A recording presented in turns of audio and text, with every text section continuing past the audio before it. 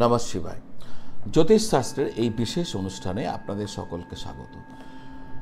দর্শক বন্ধু, আপনারা ইতিমধ্যে সবাই জানেন 2025 29শে মার্চ শনিদেব তার রাশি পরিবর্তন করবেন, অর্থাৎ কুম্ভ রাশি থেকে তিনি মীন রাশিতে চলে যাবেন। এই যে মীন রাশিতে যাবেন, তিনি এখানে 2.5 বছর থাকবেন। 2.5 বছর অনেক বড় সময়। শনিদেব যখন তার রাশি পরিবর্তন করেন, তার প্রভাব মানুষের জীবনে ভীষণভাবে এসে পড়ে। সেটা ভালো হতে পারে, খারাপ হতে পারে, মাঝারি ভালো হতে পারে, মাঝারি খারাপ হতে পারে, খুব খারাপ হতে পারে, খুব ভালো হতে পারে। তো কি হতে চলেছে এটা কিন্তু আগে থেকে জানার দরকার। যদি আগে থেকে জানতে পারেন বা জেনে যান, তাহলে আপনি আপনার দিনচর্যাকে আপনি একটা প্ল্যানিং করতে পারবেন।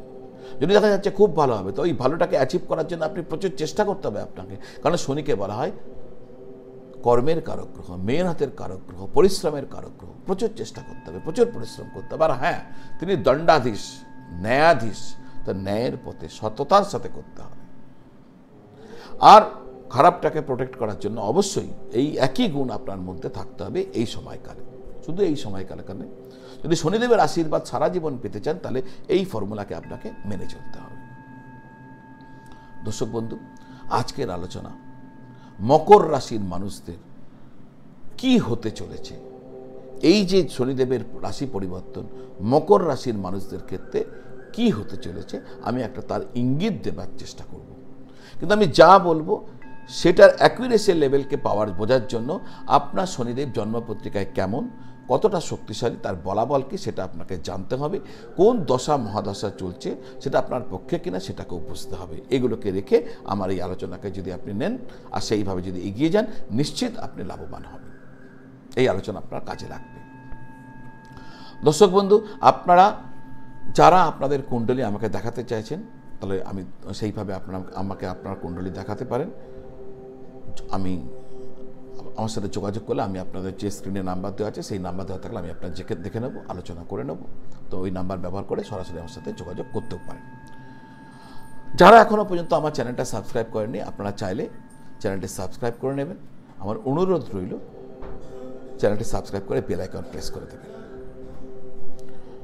আসা যাক মূল আলোচনায়।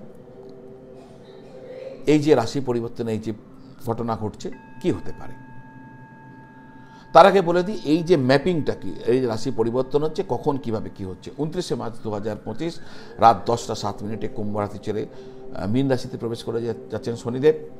যেই প্রবেশ করছেন, মকর রাশি 7:30 শেষ, মেষ রাশি 7:30 শুরু। মীন রাশিতে শনিদেব 13ই জুলাই 2025 সকাল 7টা 24 মিনিট সময় থেকে তিনি বক্রী হচ্ছেন। আবার 28শে নভেম্বর 2025 সকাল 7টা 26 মিনিটে তিনি পুনরায় মার্গী হচ্ছেন। যখন তার গোচর শুরু করছেন, তখন তিনি পূর্ব ভাদ্রপদ নক্ষত্রে থাকছেন, যা বৃহস্পতির নক্ষত্র। 28শে এপ্রিল 2025 7টা 52 মিনিটে তিনি তার নিজের নক্ষত্র উত্তর ভাদ্র নক্ষত্রে গোচর শুরু করবেন, যা তার নিজের নক্ষত্র।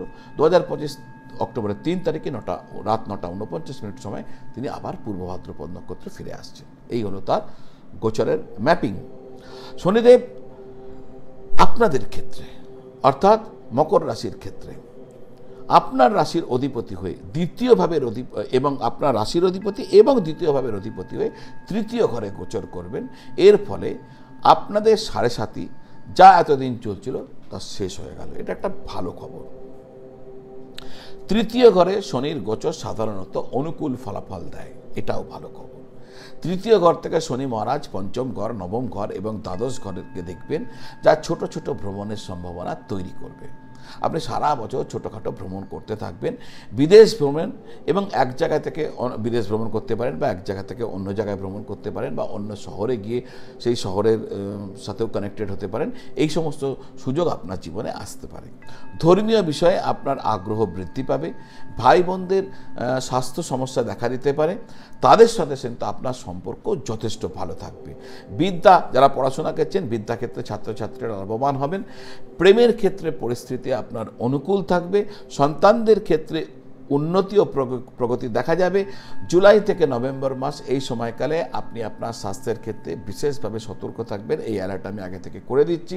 পিতামাতার স্বাস্থ্যক্ষেত্রে আপনার সমস্যা দেখাতে পারে, তাদের স্বাস্থ্য হানি হতে পারে, তাহলে এক্ষেত্রেও নজর রাখবেন। যারা ব্যবসা করছেন তাদেরকে ব্যবসার ক্ষেত্রে কিছুটা রিস্ক নিতে হবে, না নিলে কিন্তু সাফল্য পাবেন না। তাই ক্যালকুলেটেড রিস্ক নিন, ভাগ্যের সহায়তা আপনি পাবেন। যারা চাকরি করছেন তাদের প্রয়োজন তুলনায় একটু বেশি পরিশ্রম করতে হতে পারে। তো এই হচ্ছে একটা আগাম পূর্বাভাস আপনাদের জন্য। এক তো ভালো খবর, আপনার 7.5 শেষ হয়ে যাচ্ছে, শেষ হয়ে গেছে, এটা নিশ্চিন্ত হলেন। আর সব মিলিয়ে তৃতীয় ঘরে শনির গোচর ভালো ফল দেয়, তাহলে আপনার জন্য ভালোই হতে চলেছে। এই ভালোটাকে ভালো করে পাওয়ার জন্য, আরও ভালো করে পাওয়ার জন্য, আর যদি কোথাও কোনো খারাপ হচ্ছে সেই খারাপটাকে প্রতিহত করার জন্য আপনার উপায় করা উচিত। কি করবেন? 7.5 চলাকালীন এই যে সময় আপনি 7.5 যে চলছিল, এই যে সময়টা চলে যাচ্ছে,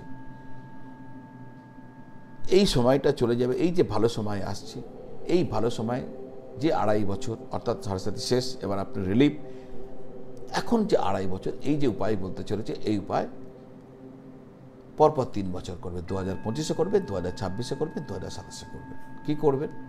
আপনার ছায়াদান করে আপনি শনি পূজা করবেন প্রতি বছর পরপর 5 শনিবার। ছায়াদান কি? ছায়াদান বুঝতে গেলে আপনাকে কিন্তু 5টা লোহার বাটি আগে থেকে সংগ্রহ করে রাখতে হবে। লোহার হতে হবে, স্টিলের নয়, তামার নয়, পাথরের নয়, অন্য কোনো পাত্রের নয়, লোহার। তো 5টা লোহার বাটি আগে সংগ্রহ করবেন, তারপর আপনি শনিদেবের এই কাজটিকে করবেন।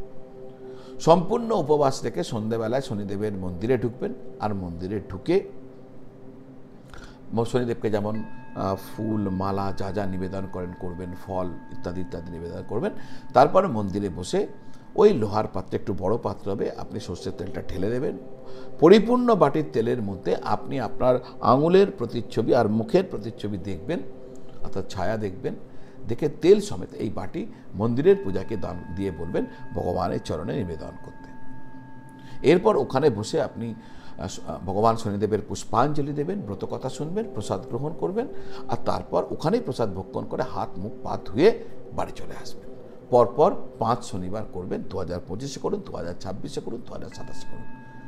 দেখবেন আপনার যে ভালো হবার ছিল, ভালোটা যথেষ্ট ভালোভাবে আপনি পাচ্ছেন।